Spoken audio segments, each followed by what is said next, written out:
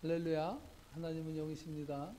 예배하는 자가 신령과 진정으로 주님 앞에 예배드려야 될 것입니다. 다 함께 묵상기도 드림으로 성부와 성자와 성령의 이름으로 주일 예배를 시작하겠습니다.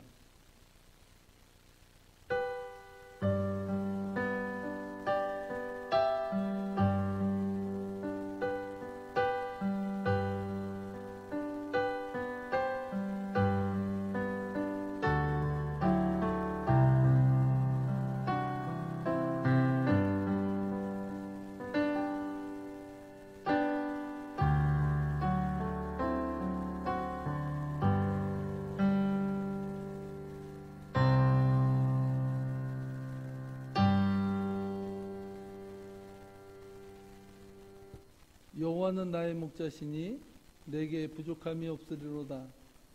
그가 나를 푸른 풀밭에 누이시며 쉴 만한 물가로 인도하시는도다. 내 영혼을 소생시키시고 자기 이름을 위하여 의의 길로 인도하시는도다. 내가 사망의 음침한 골짜기로 다닐지라도 해를 두려워하지 않을 것은 주께서 나와 함께 하심이라. 주의 지팡이와 막대기가 나를 안위하시나이다. 내 평생의 선하심과 인자하심이 반드시 나를 따르리니 내가 여호와의 집에 영원히 거하리로다. 할렐루야. 주님 감사합니다. 우리의 목자가 되어주신 아버지 하나님, 오늘도 거룩한 하나님의 백성들을 각 처소에서 하나님의 예배자로 세워주시고 오늘도 약속하신 은혜의 말씀으로 저희를 먹여주셔서 감사드립니다. 오늘도 드려지는 예배 위에 주님의 피 묻은 은혜의 손길이 임재하기를 간절히 소원합니다. 하나님, 오늘 이 예배를 연락해 주시고 저희들의 인생 가운데 한없는 은혜로 함께해 주옵소서. 감사하며 살아계신 예수님 이름 받들어 기도하옵나이다. 아멘. 다 함께 찬송가 달고 오묘한 그 말씀 함께 부르시겠습니다.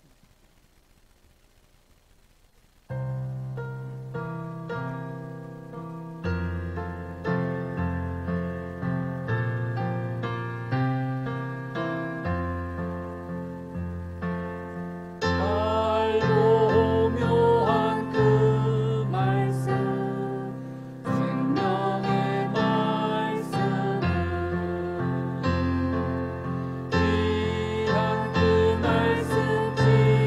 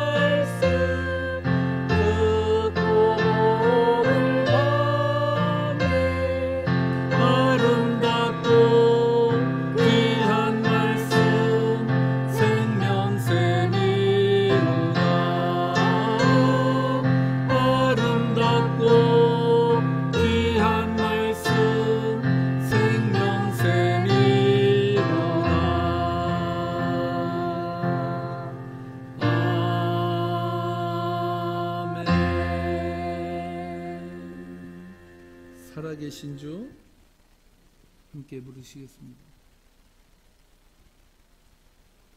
가사에 우리 고백을 담아서 함께 부르도록 하겠습니다.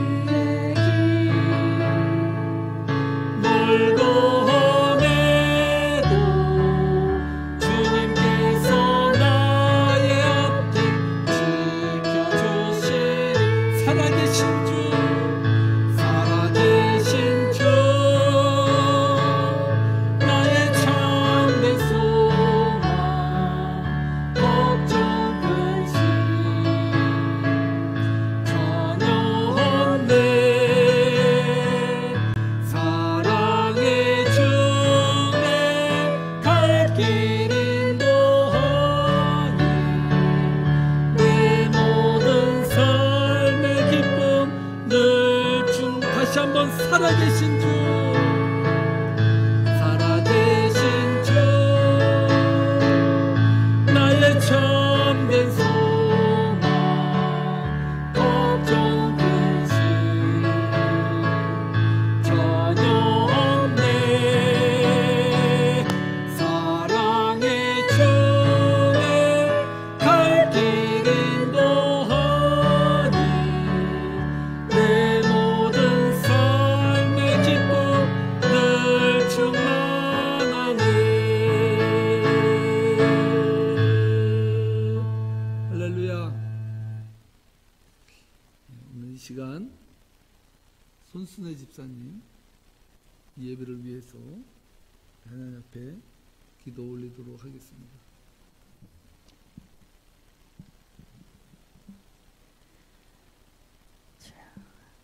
우리의 삶을 주관하시는 하나님, 오늘도 우리를 사랑하시어 주님의 주의를 지키게 하시어 감사드립니다. 아멘.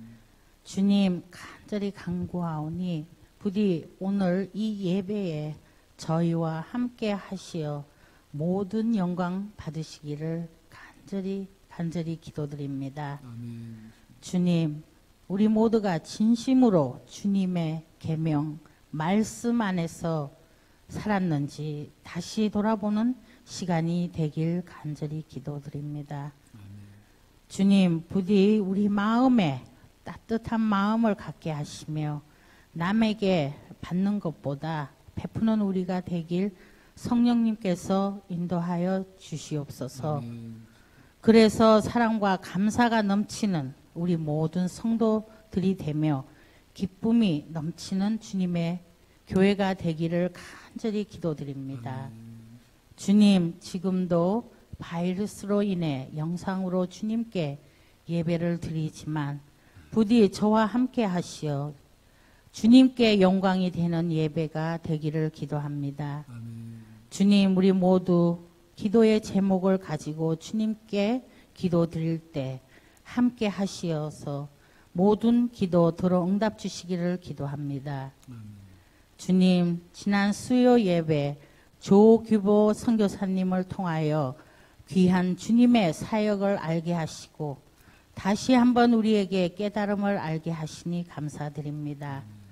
다시 한번 우리들에게 주님이 간절히 간구하오니 선교사님과 함께 하시어 부디 선교사님을 지켜주시며 아프신 곳 주님께서 안수하시어 빠른 치유하시기를 간절히 기도드립니다. 아멘. 주님, 오늘 말씀을 전거하시는 목사님 홀로 두지 마시고 부디 성령님께서 함께 하시어 능력의 말씀이 되기를 간절히 기도드립니다. 아멘. 주님, 그래서 우리에게는 한없는 은혜와 축복 주시기를 간절히 바라며 이 모든 말씀 우리 주 예수 그리스도 이름으로 감사하며 기도드렸습니다. 아멘. 아멘. 예, 드려진 기도가 다 응답받을 줄 믿습니다. 288장 부르시면서 준비하신 헌금 하나님 앞에 봉헌하도록 하겠습니다. 288장 예수로 나의 구주삼꾼.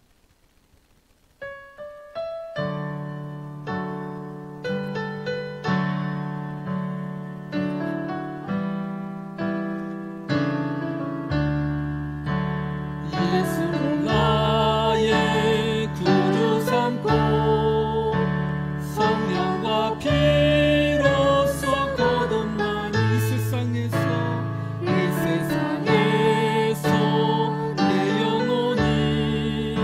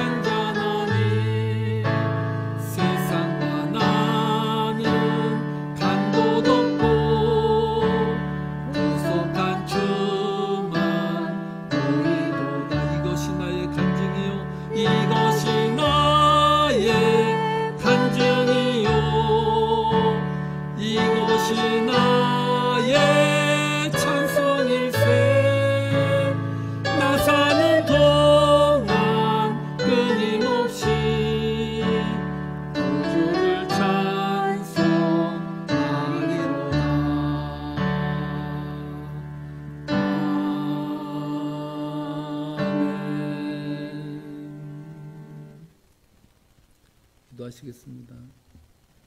하나님 감사합니다.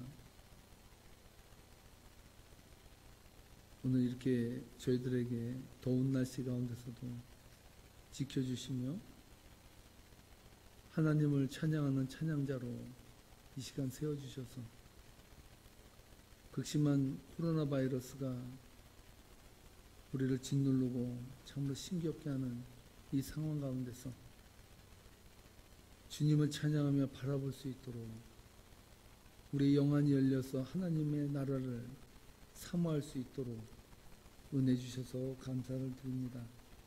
하나님, 특별히 저희 세계명교회에서 김영섭 선교사님을 위해서 귀한 헌신을 할 수 있도록 저희들에게 은혜를 베풀어 주셔서 감사를 드립니다. 모쪼록 선교지에 코로나 바이러스를 통해서 모두가 다 이 어려운 이 환경 속에서 살아가는 선교사님들을 주님께서 친히 돌보아 주시기를 간절히 소원합니다. 성령님, 먼저 그 선교지를 찾아가 위로해 주시고 힘을 주셔서 땅끝까지 선교의 사명을 붙들고 살아가는 귀한 하나님의 사역자들, 굶주리거나 병들거나 아버지 힘들지 아니하도록 하나님께서 눈동자와 같이 지켜주시기를 간절히 소원합니다. 아버지 하나님, 또한 저희 세계명교회가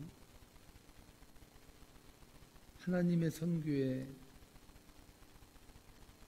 이득을 담당하고자 아버지 가슴에 선교의 사명을 품고 살아가도록 은혜 주셔서 감사합니다. 저희들 살아가는 것이 허투루 살아가지 아니하며 사명을 들고 살아갈 수 있도록 은혜 주셔서 하나님 앞에 드려지는 자, 선교의 사명을 감당하는 자에게 주시고자 약속하신 하나님의 복으로 채워주셔서 하나님 기근 가운데서도 기름이 끊이지 아니하였던 것처럼 오늘 성도들의 삶 가운데 친히 하나님께서 함께 해주셔서 삶의 재정에 어려움이 없도록 하나님께서 눈동자같이 지켜보호해 주옵소서. 아버지 하나님, 또한 병상에 있는 성도를 위해서 기도합니다. 이 더위 가운데서 아픔을 가지고 육체의 약함을 가지고 하나님 앞에 기도하고 있사오니 하나님 치유의 급속함을 허락해 주시고 여호와파 치유의 은혜도 경험하도록 역사해 주셔서 이 일을 통해서 세계명교회의 기쁨이 되게 인도해 주옵소서. 이 모양 저 모양으로 아버지 감사를 올려드립니다. 이 감사의 헌금을 주님 기쁘게 받아주시옵시고 하나님은 즐겨내는 자를 기뻐하신다고 하셨는데 우리가 늘 주님의 전 하나님의 나라를 먼저 구할 수 있는 저희들 되도록 믿음을 더하여 주옵소서. 감사하며 예수님의 이름으로 기도합나이다. 아멘. 광고 말씀드리겠습니다. 오늘 각 처소에서 또한 예배 자리에서 함께 하나님을 찬양하는 모든 분들을 주님의 이름으로 환영합니다. 첫 번째 광고는요, 드디어 여러분들께서 기대하시던 교회 문이 열렸습니다. 상황은 바뀐 게 없습니다. 단 성도님들이 더 애드될 수 있는 길을 열었는데요. 저희 교회는 3개의 예배로 드려지도록 저희가 셋업을 했습니다. 토요일은요 4시 30분입니다. 토요일에 오실 수 있으신 분은 오시기 바랍니다. 그래서 저희 교회 자리가 7, 80석 정도는 되거든요. 그러므로 한 12분, 4분까지는 저희가 케어할 수 있습니다. 그래서 토요일날 오시는 분, 또 주일날은 11시 30분에 예배가 드려집니다. 영상으로 예배가 드려지고요. 또 세 번째는 온라인 예배인데요. 온라인 예배는 10시 30분에 드려집니다. 꼭 기억하시고 이 세 파트로 나눠진 예배에 여러분들이 어디에 속해서 드릴까를 보시고 컨디션이 안 좋으시거나 몸에 약간 열이 있으신 분은 집에서 온라인으로 드리시고 그렇지 않으신 분은 토요일과 주일 두 번에 나눠서 예배가 있습니다. 그래서 꼭 기억하시고 예배에 참석하셔서 하나님의 은혜의 자리에서 영광을 맛보는 복된 삶이 되기를 주님의 이름으로 축복합니다. 두 번째는요, 특별 성교 헌금을 저희가 3주에 걸쳐서 여러분들이 드렸습니다. 세르비아의 김영수 선교사님 특별히 비자 문제로 한국에 다녀오셔야 되는데 다녀오시지 못하는 그런 상황이 있었는데 저희 성도님들이 함께 기도하는 마음으로 2160불을 모금했습니다. 너무나도 감사하고요. 이것을 제가 전해드린다고 말씀을 듣더니 깜짝 놀라시더라고요. 우리 김영문 목사님께서 말씀을 잘 안 하셨나 봐요. 너무나 감사하다고, 귀하게 하나님 나라를 위해서 일하겠다고 그렇게 말씀하셨습니다. 그래서 저희가 전달해 드리도록 하고요. 하나님의 나라를 위해서 헌신하는 데는 여러분 공짜는 없습니다. 분명히 여러분들께서 드린 것만큼 하나님께서 여러분들의 삶과 여러분들의 생활을 책임져 주실 줄 믿습니다. 그래서 여러분들께 다시 한번 감사를 드립니다. 세 번째는요, 저희 교단 한인단체인 NCKPC에서요, 목회자와 교회를 돕기 위해서 어려운 교회들, 그러니까 50명 이하인 교회 중에서 특별히 선택을 해서 2,000불의 지원금을 주셨습니다. 그 가운데 저희 교회가 뽑혔어요. 저희 교회 왜 이렇게 잘 뽑히는지 모르겠습니다. 그래서 제가 이렇게 보니까요, 하나님께 이렇게 선교를 하려고 그러니까 가해적으로 이상한 데서 막 와요. 그래서 저도 이게 신기한데 너무나도 감사하죠. 그래서 저희가 지금 오늘 음향을 제가 좀 많이 만졌거든요. 어제 와가지고 제가 이걸 다시 한번 셋업을 해봤어요. 그래서 이 콘덴서 마이크가 너무 많은 사람들이 저 음향기기를 만지다 보니까요, 어떤 분이 저걸 꺼놨더라고요. 전 모르고 이게 안 되는 줄 알았거든요. 그런데 버튼을 누르니까 어제 되더라고요. 그래서 제가 이거 고치고, 그래서 지금 조금씩 많이 지금 나아지고 있습니다. 그래서 이번에 한번 음향 기사가 전문가가 한번 올 거예요. 와서 전체적인 음향 시스템을 한번 봐줄 겁니다. 이렇게 해서 저희 교회에 필요한 음향 시스템이 있으면 그걸 교체하고, 그렇지 않고 또 남는 부분에 대해서는 또 선교에 또 저희가 매진하도록 그렇게 하도록 하겠습니다. 여러분들께서 늘 기도해 주셔서 감사드립니다. 그리고 주일 친교인데요. 지난주에 운영위원회를 했는데 연로하신 분들을 저희가 모시고, 주일 예배는 연로하신 분들을 모시고 예배를 드리거든요. 지난번에 저희가 코로나 바이러스를 때문에 4주간을 안 모였거든요. 근데 생긴 문제가 저희들은 그래도 움직이니까 나은데요, 연로하신 분들은 집에서 꼼짝없이 계시다 보니까요, 첫째 날짜를 기억을 못하고요, 약간 치매기가 있을 정도로 이 힘들어 하셔요. 그리고 몸이 음식 영양 공급이 많이 안 되시다 보니까 많이 못 드셨거든요. 근데 아마 여러분 경험하셨을 거예요. 지금 거의 한 4주째 저희가 음식을 대접하고 있거든요. 4주 좀 넘었죠. 그런데 연로하신 분들이요, 요새 쌩쌩 막 걸어 다니시는데 힘이 달라요.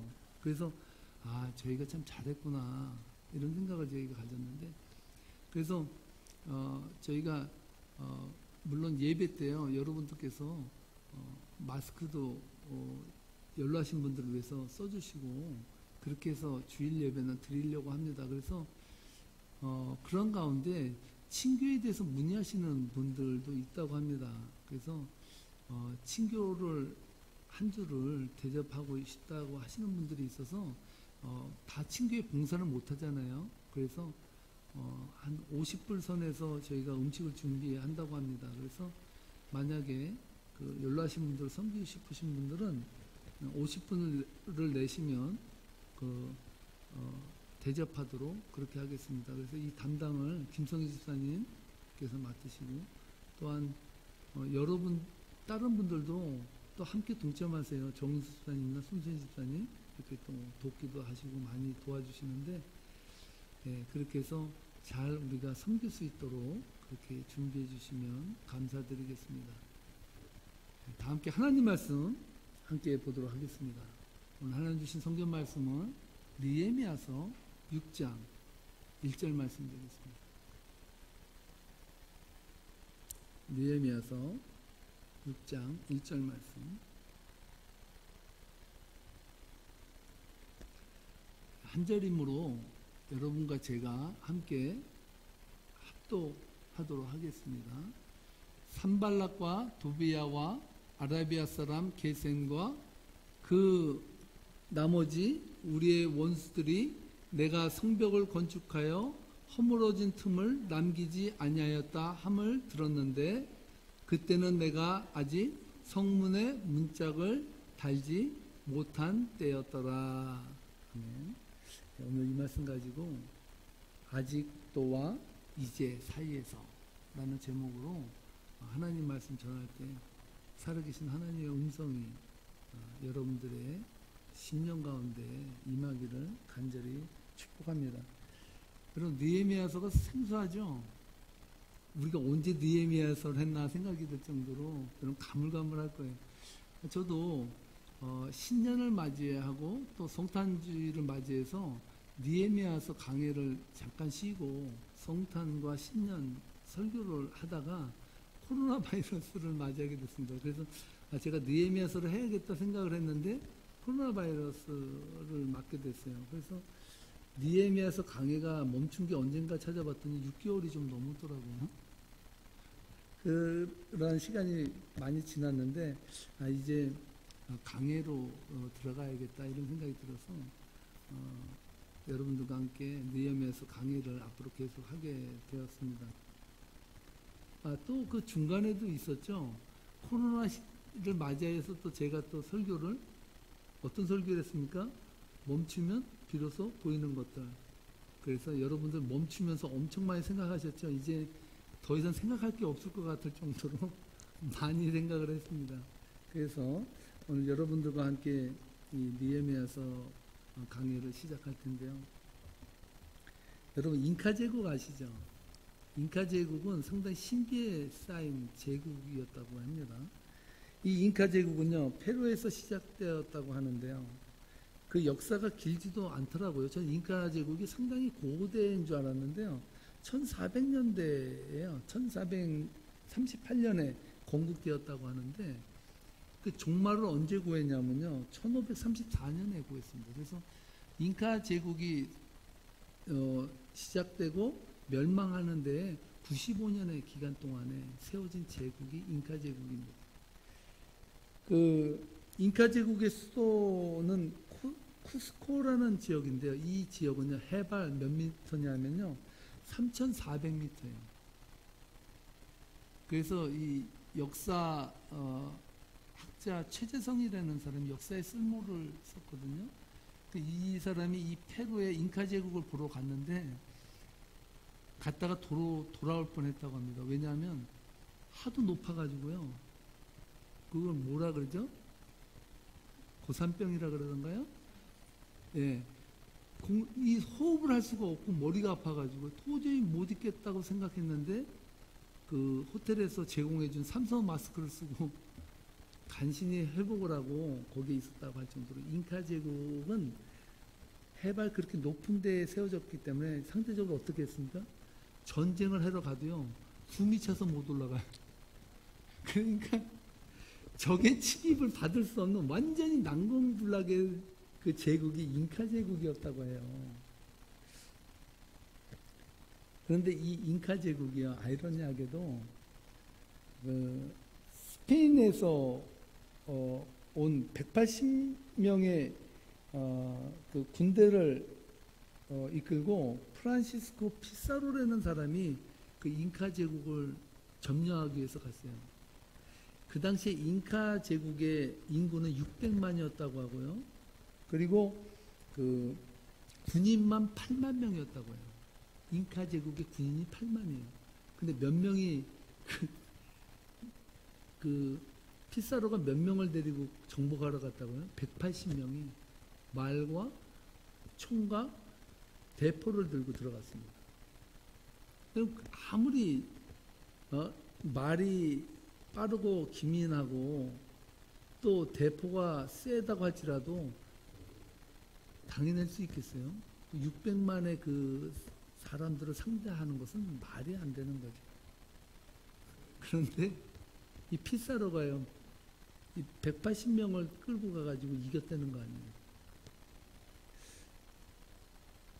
그 피사로가 그 점령한 잉카 제국의 수장은, 왕은 누구였냐면요, 아타오 알파라는 사람이에요. 이 알파가요, 그 피사로가 잉카 제국에 딱 가자마자 전쟁을 한 게 아니라 무엇을 했냐면요, 잔치를 벌인다는 이야기를 해요. 그래서 이 알파에게 사람을 보내서 우리가 당신을 위해서 극진한 파티를 준비했으니까 우리에게 와서 식사를 좀 하시죠 그랬어요. 근데 이 알파가요, 그 제안에 승낙했을까요, 안 했을까요? 승낙을 안 해야 되는데 서양인이, 스페인 사람이 어떻게 생겼나 궁금하고 보고 싶어서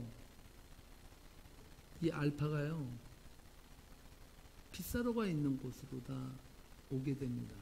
근데 피사로가 있던 광장은요, 신기하게도 삼면이 다 가려진 곳이에요. 오직 들어올 수 있는 곳은 한 곳밖에 없어요. 그곳에 이 알파를 초대한 겁니다, 왕을. 자, 그렇게 됐는데 이 피사로가요, 늘 정복할 때 서양이 이 그 제국을 점령할 때 같이 들어갔던 것은 선교사가 꼭 갔어요. 선교사가 성경을 들고요, 이 알파 앞에서 막 뭐라고 외치면서 이야기를 했습니다.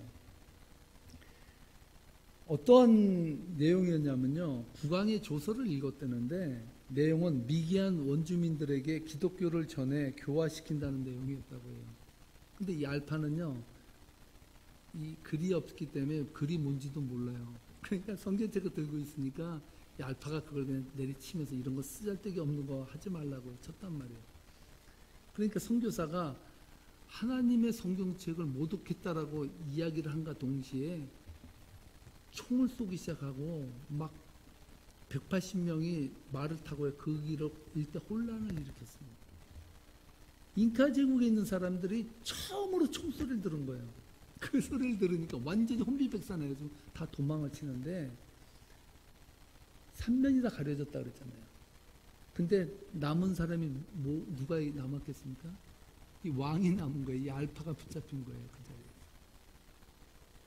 그래서 그 이 알파가요, 그 자기가 잡혀 있는 그곳의 방에 전체를 황금으로 다 채워주겠다. 그게 7톤인가요? 그 정도인 것 같은데 은은 한 11톤인가였어요.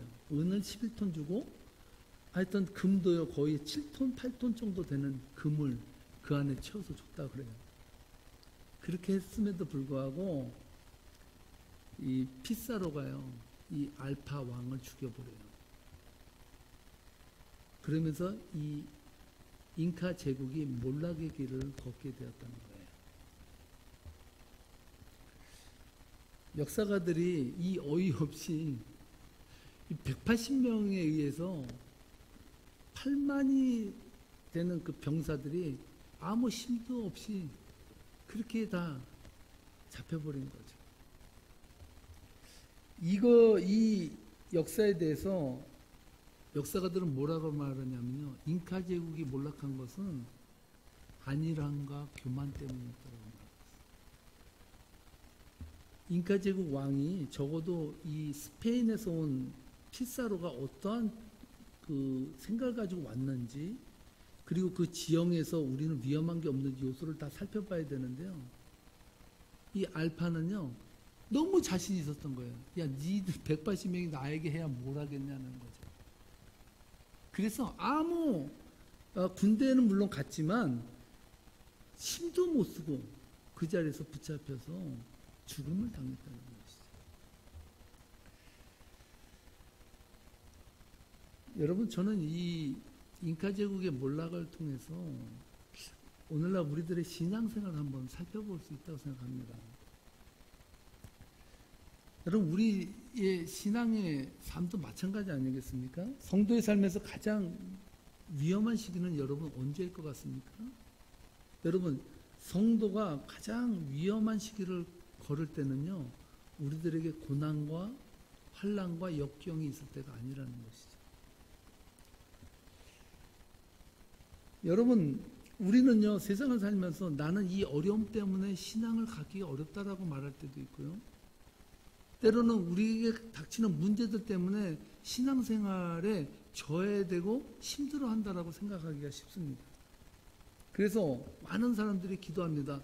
하나님, 이 어려움의 때를 빨리 물리쳐 주십시오. 이 힘겨움의 때가 지나가고 나면 하나님, 그때는 정말 내가 예수님을 열심히, 정말 세상 누구보다도 더 열심히 섬길 수 있을 것 같습니다라는 우린 손을 담아서 기도를 드리기도 합니다. 그런데요, 정말 미안한 말씀인지 모르겠지만 저의 삶을 놓고 봐서도요, 우리 인생에서 닥치는 가장 위험한 때, 힘든 때, 문제 있는 때가요, 영적으로 보면은요, 가장 안전한 때예요. 왠지 아십니까? 그때는요, 오직 한 가지, 주님만 바라봅니다라고 기도해요. 왜요? 주님 외에는 길이 없기 때문에. 그렇기 때문에 우리가 가장 신앙적으로 피어해지고 정말 하나님만 전적으로 의지할 때는요, 찬송가에 나오는 가사처럼 전부여 의지없소서 손 들고 옵니다. 주 나를 박대하시면 나 어디 가리까. 그럴 때가 신앙적으로는 가장 순수하고 아름다울 수 있다라는 사실이죠. 사도 바울을 보십시오. 어찌 보면 사도 바울의 영성은요, 사도 바울만큼은 위험에 처할 때나 빈궁에 처할 때나 아니면 풍족할 때나 어떠한 환경이 있든지 신앙이 변하지 아니할 사람이 저는 바울이라고 확신을 해요. 그런데 바울의 신앙도 하나님이 볼 때는 믿을 수가 없어요. 인간이 볼 때는 완벽하게 보여도요, 하나님 볼 때는 완벽하지 않아요. 그래서 하나님께서 어떻게 했냐면요, 바울에게 어떻게 했습니까? 바울의 몸에 가시를 줬어요. 그 육체의 가시라고 말하고 있지 않습니까? 혹시나 안전하고 편한 삶을 살 때 하나님의 뜻을 저버릴 것 같은 생각을 하나님은 하셨다는 것이죠. 바울의 인생에 문제가 없던 때는 한 번도 없었습니다. 오죽하면 하나님께서 만약에 안전한 때가 있다면 그때를 대비해서 육체의 가시까지도 줬어요. 육체의 가시는요, 바울에게는 어떤 가시였냐면요, 죽을 때까지 따라다니는 고질병이었어요.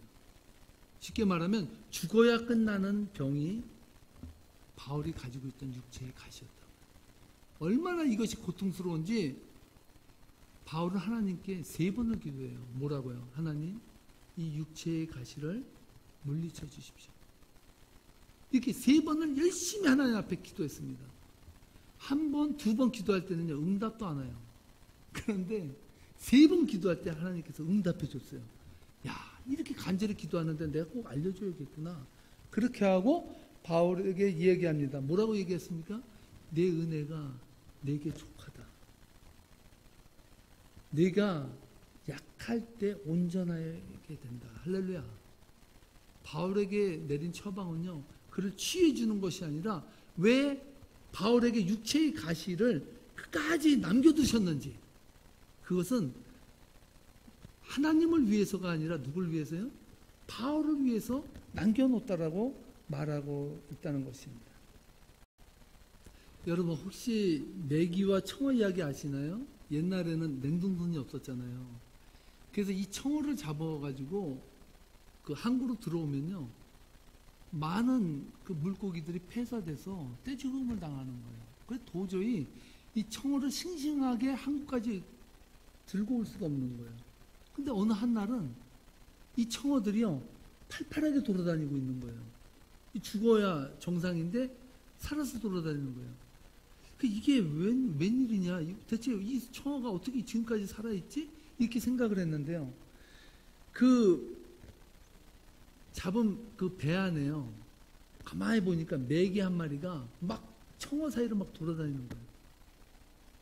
뭡니까? 이 메기가 청어를 막 잡아먹으려고 돌아다니니까요. 이 청어가 안 죽으려고 그 안에서 발버둥 치면서 막 돌아다니고, 와! 이렇게 올 때마다 막 돌아다니는 거죠. 그래서 이 메기가 이 청어를 공격하다 보니까 이 청어가 죽을 시간이 없어요. 그래서 막 돌아다니고 막 하다 보니까 한국까지 살아서 온 고기들이 태반이었다는 거예요. 그래서 그 다음부터는요, 이 청어를 넣은 그 배 안에다가 메기를 집어넣기 시작했다는 거예요. 영국의 역사학자 아놀드 토인비가 이 메기 이론을 즐겨 사용하였다고 하는데요. 토인비가 깊은 영감을 받았대요. 아, 역사도 마찬가지다. 이 역사도요, 가혹한 환경이 문명을 낳는다는 거예요. 역사를 가만히 보면요, 가장 역사적으로 힘들고 어려울 때 있잖아요. 그때 대변혁이 일어나고요. 그때 창조가 일어나고요. 그때 새로운 그 역사 인식과 새로운 경제 인식이 뜨면서 인간은 발전해 왔다는 거예요. 그러므로 인간을 병들게 하고 정체시키는 것은 환난이나 문제가 아니라 뭐예요? 아니라고 나태하고 오늘이 그저 내일처럼 살아가는 그 삶이 더 위험하다. 그 인간은요, 평안할 때도 위험하다는 거예요. 오늘 본문의 느헤미야를 한번 보시기 바랍니다. 그는 육신의 비전을 따라 산 사람이 아니라 하나님의 비전을 따라 산 사람이에요. 그는 페르시아 왕의 술관원으로서 비서로 정말 호의호식할 수 있는 그 자리에 살았던 사람이에요. 그렇게 일평생을 살다 가도 아무런 후회도 남지 않을 정도의 명예를 가지고 살았던 사람이에요. 그런 그가 그 명예를 다 내려놓습니다. 그리고 자신의 조국 식민지의 땅 예루살렘으로 그 먼 길을 항해해서 예루살렘까지 왔다라는 거예요. 그런 그에게 여러분 항상 탄탄대로만 있었습니까? 적어도 하나님 일을 하려고 왔으면 뭔가 받쳐주는 게 있어야죠. 백성은 비아냥거립니다. 야, 네가 뭔데 여태까지 회파된 이 성을 보고 누구도 건축하려고 생각도 안 하는데, 야, 이 성을 건축한다고 떡이 나오냐 밥이 나오냐 뭐가 나오냐, 이 성 건축했다고 해서 나에게 들어오는 이득이 뭐냐라고 백성들은요 비아냥거렸어요. 어디 그뿐입니까? 산발락과 도비아는요 어떻게든지 그 성이 중건되지 않도록 갖은 혜책을 다 씁니다. 갖은 지략을 써서 그 성이 중건되지 아니하도록 그렇게 애를 쓰면서 나중에는 어떻게 합니까? 산발락과 도비아가요 느헤미야를 죽이려고 음모까지도 꾸미는 그런 상황에 직면해서 살았다는 거예요. 모든 것을 내려놓고 하나님의 성을 중건해 나가는 느헤미야를 도와주는 사람이 없을 정도로 느헤미야는 외로운 길을 걸어가요. 이런 가운데요, 예루살렘 성이 며칠 만에 중건됐다고 말했습니까? 52일 만에 예루살렘 성이 다시 중건되었습니다. 그런데요, 많은 학자들이요, 어떻게 이 성을 52일 만에 중건할 수 있냐, 이건 말도 안 된다. 그러면서 2년 4개월이 걸렸을 거라고 이야기를 해요. 그 근거가 뭔지 아십니까? 왜 2년 4개월이라는 근거가 나왔을까요? 요세푸스라는 고대 역사학자가요, 예루살렘 성을 중건하는데 2년 4개월이 걸렸다고 썼어요. 그래서 많은 학자들이 느헤미야는 52일이 걸렸다가 얘기했는데 아니다, 실질적으로는 2년 4개월이 걸렸을 것이다, 이렇게 이야기를 해요. 근데 저는요 52일 만에 성이 중건했다라는 사실을요 저는 정황상 유추해서 저는 믿어요. 왜 그런지 아십니까? 여러분, 느헤미야가 성을 중건할 때 산발락과 도비아와 그 주변국들이요, 배가 아파가지고 계속해서 공략해 오잖아요. 그러니까 이 예루살렘 성을 중건하는데 이스라엘 백성들이 어떻게 했습니까? 활과 방패를 들고 성을 중건했다는 거예요. 거기다 플러스 24시간을 중건해서 밤낮으로 횃불을 들고 성을 중건했다는 거예요. 왜? 뭐 때문에? 도비아와 산발락과 그 주변 사람들 쳐들어올까봐 빨리 만들어야 돼. 빨리 중건해야 돼요. 그러므로 예루살렘 성이 이렇게 빨리 중건하는 데는 1등 공신이 누구겠습니까? 우리는 이스라엘 백성들이 1등 공신이라고 생각하는데요. 1등 공신은요, 산발락과 도비아예요. 이 사람들에게 훈장을 줘야 돼요. 왜? 이스라엘 백성들 그렇게 괴롭혔으니까. 그 괴롭힘 때문에 더 열심히 일해야 됐고요. 그 괴롭힘 때문에 더 열심히 최선을 다해서 그 성을 중건해 나갈 수밖에 없었다는 사실이죠. 바로 이런 과정을 오늘 본문에서 이야기하고 있거든요. 우리 본문 말씀 1절을 함께 다시 한번 읽어보도록 하겠습니다. 시작. 산발락과 도비아와 아라비아 사람 게셈과 그 나머지 우리의 원수들이 내가 성벽을 건축하여 허물어진 틈을 남기지 아니하였다 함을 들었는데 그때는 내가 아직 성문에 문짝을 달지 못한 때였더라. 아멘. 저는요, 오늘 이 본문 말씀에서 가장 은혜가 된 단어가 하나 있어요. 여러분, 오늘 저 본문 말씀에서 어떤 단어가 여러분의 마음에 와닿습니까? 저는요, 그 느헤미야서 강의를 원래 6장 1절부터 9절까지 하려고 그랬거든요. 근데 1절에서 멈춰버렸어요. 한 단어 때문에 멈췄습니다. 어떤 단어인지 아세요? 네? 틈. 틈도 아주 좋은 성서적 해석이 될 수 있습니다. 또 뭐가 있습니까? 네? 우리의 원수들. 예, 우리의 원수들. 아까 설명을 하니까 벌써 촉이 오지 않습니까? 우리의 원수들로 바로 딱 가지 않습니까? 저는요, 저 말씀 속에서 은혜 받은 단어 하나는요, 문짝이었습니다. 문짝. 여러분, 문짝이 왜 제가 은혜가 된지 아세요? 여러분, 집을 지을 때 문짝을 먼저 세워놓는 사람은 바보입니다. 건축학상 문짝은요, 모든 짐이 다 들어가고, 네? 큰 짐들 있잖아요. 그런 것도 다 들어가고, 그리고 나서 마지막에 뭘 달아요? 문짝을 달아요. 문짝을. 그러므로 문짝을 달았다는 그 말은, 문짝만 남았다는 말은요, 바꿔 말하면 뭡니까? 거의 끝난 거예요. 집을 짓든 성을 짓든 자기가 문짝을 단다 그러면 이제 다 끝나가는구나라는 걸 엿볼 수가 있어요. 근데 저는 저 문짝이 은혜가 되는 거예요. 여러분, 그래서 예루살렘 성 중건의 막바지 상황이 이 문짝을 다는 과정을 보는 두 가지 관점이 있다는 거예요. 자, 여러분, 문짝이 이제 달려요. 그럼 여러분들 한번 가만히 생각해 보세요. 두 가지 관점이 있습니다. 첫 번째 관점은요, 이제는이라는 관점이에요. 뭐예요? 성을 이제 중건하고 다 이제 끝내고, 이제는 문짝 하나만 남았다는 관점이 있어요.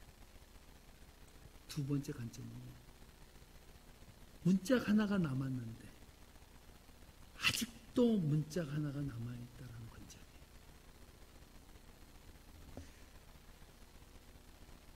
이 두 말의 두 관점은요, 완전히 다른 관점이에요. 하나는 이제라는 여유가 있어요.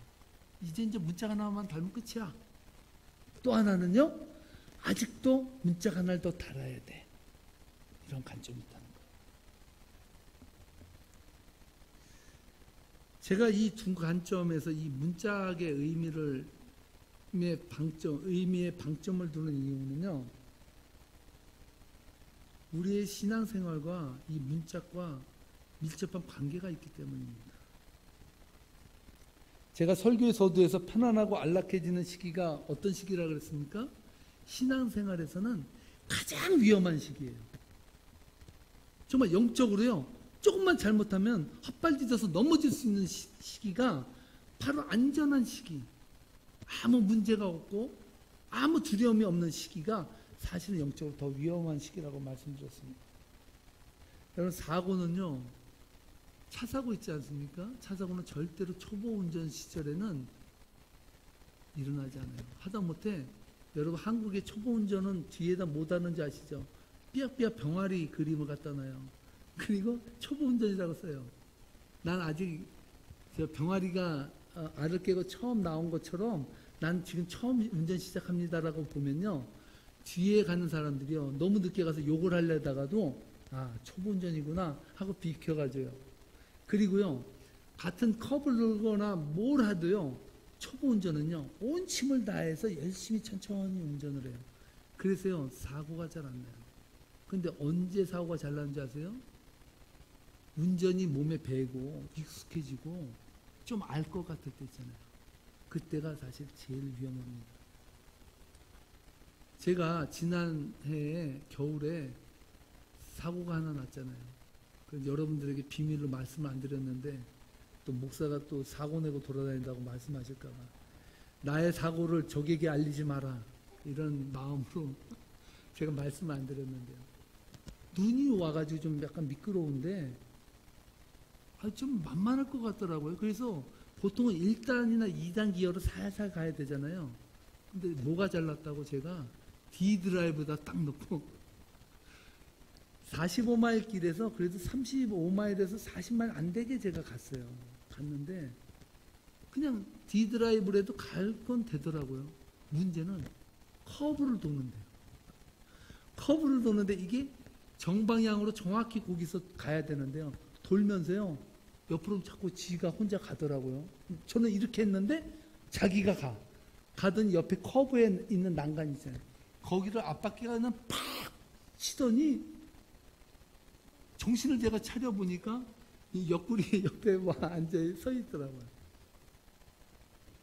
제가 그때 느낀 게 뭐냐면요, 35마일 존에서 여러분 옆에 부딪혀도요, 갈비가 올라올 정도로 이 운전대에 맞았는데 이 갈비가 약간 올라오래요. 진짜로 충격이 있더라고요. 충격이 35마일도 충격이 있더라고요.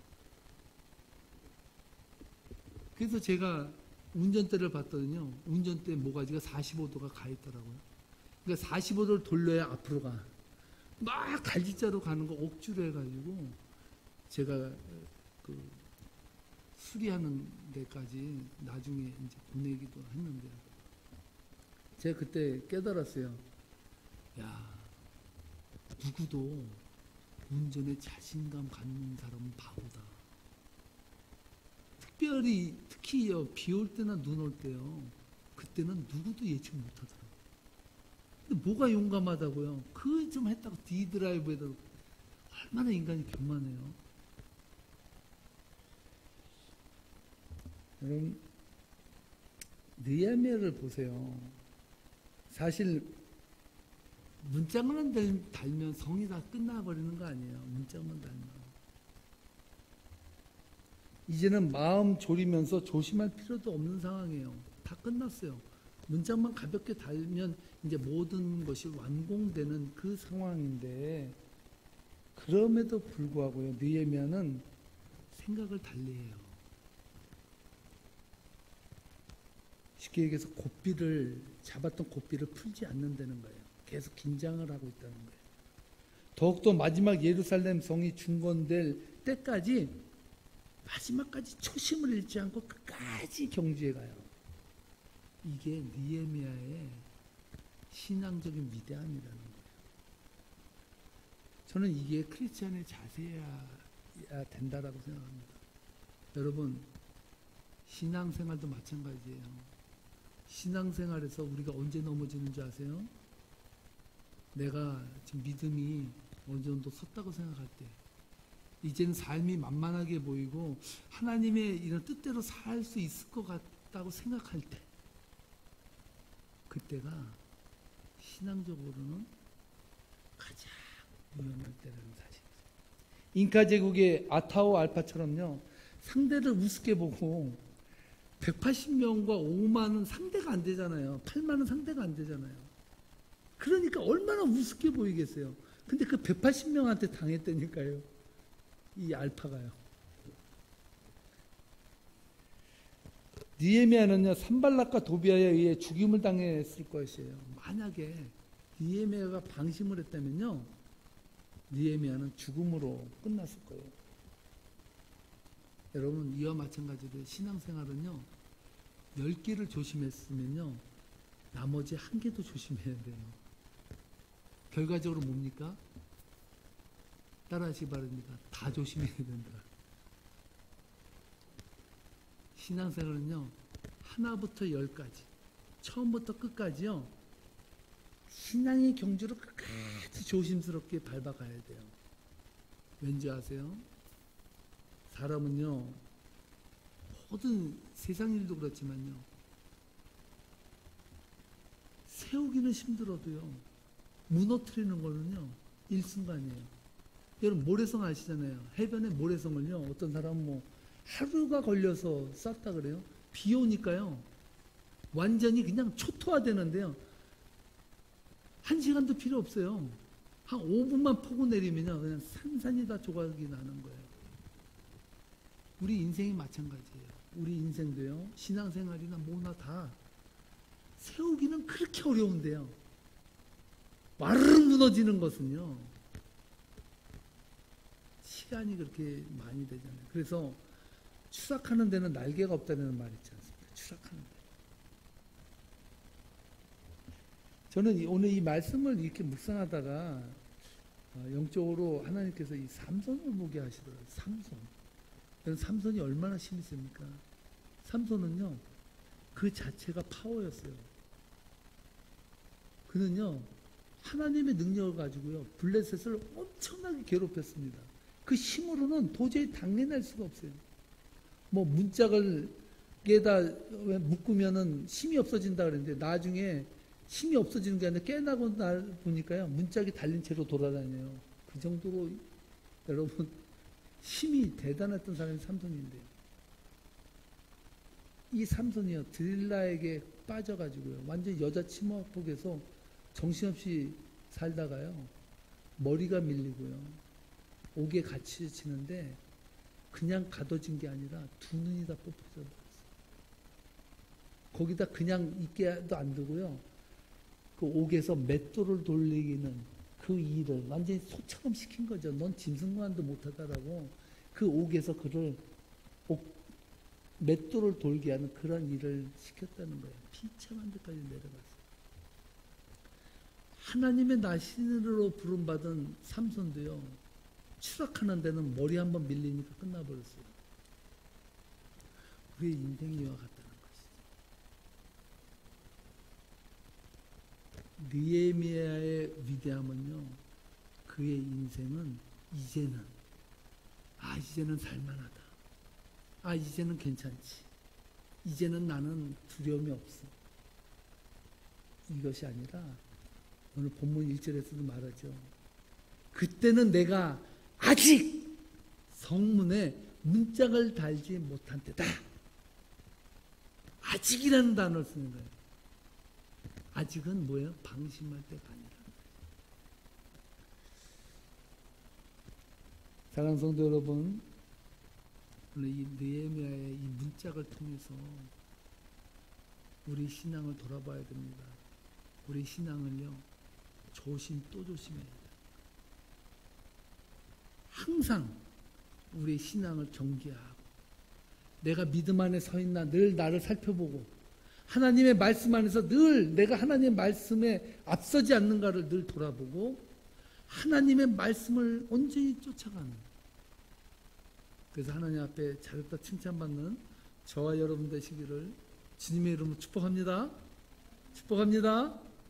기도하시겠습니다. 하나님 감사합니다. 느헤미야가 달려고 했던 그 문짝을 통해서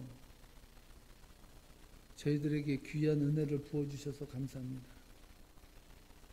아버지 하나님, 우리가 신앙생활을 하면서 가장 위험한 때는 내가 믿음에 대해서 조금 안다고 생각할 때, 내가 이제 신앙의 눈이 조금 띄어졌다고 생각할 때, 아버지, 그때가 제일 위험한 때임을 오늘 느헤미야의 말씀을 통해서 저희들을 깨닫게 해주시니 감사드립니다. 하나님, 저희들이 이제의 삶이 아니라 아직도의 삶을 살아갈 수 있도록 하나님 늘 초심을 잃지 아니하도록 성령님 저희를 돌봐 주시옵소서. 감사하며 예수님의 이름 받들어 기도하옵나이다. 아멘. 다 함께 찬송가 오직 사랑에 매여 함께 부르도록 하겠습니다.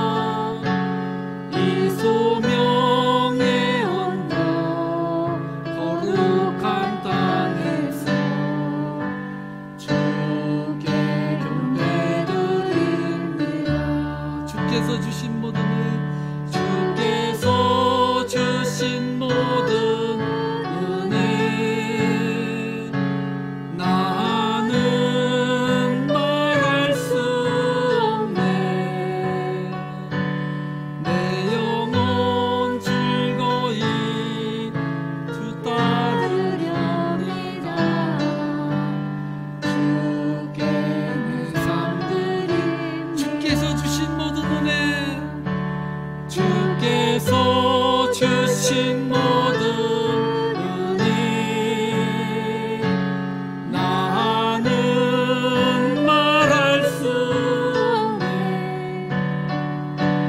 내 영혼 즐거이 주 따르려니가 주님의 삶 드립니다.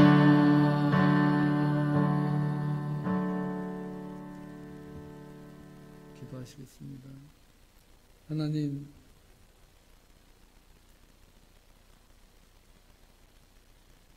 작은 일에 충성하라고 하셨습니다.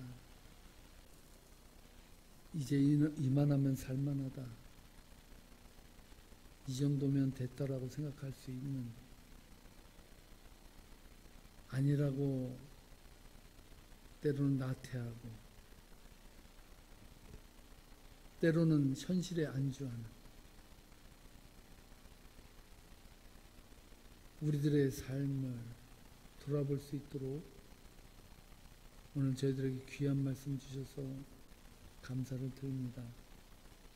하나님, 우리가 이제는이라는 삶이 아니라 아직도라는 삶을 경주하는 인생임을 다시 한번 기억하게 해주셔서 처음부터 끝까지 한결같은 믿음으로, 한결같은 헌신으로 하나님 앞에 설 수 있도록 저희를 지켜주옵소서. 이제는 우리 주 예수 그리스도의 은혜와 아버지 하나님의 무한하신 사랑하심과 성령님의 교통하심이 이제는 내 삶이 아니라 아직도의 삶을 경주하고자 선함에 결단하는 세계문교회 성도님들 머리 위에 이제로부터 영원토록 함께 하시기를 간절히 축원하옵나이다. 아멘.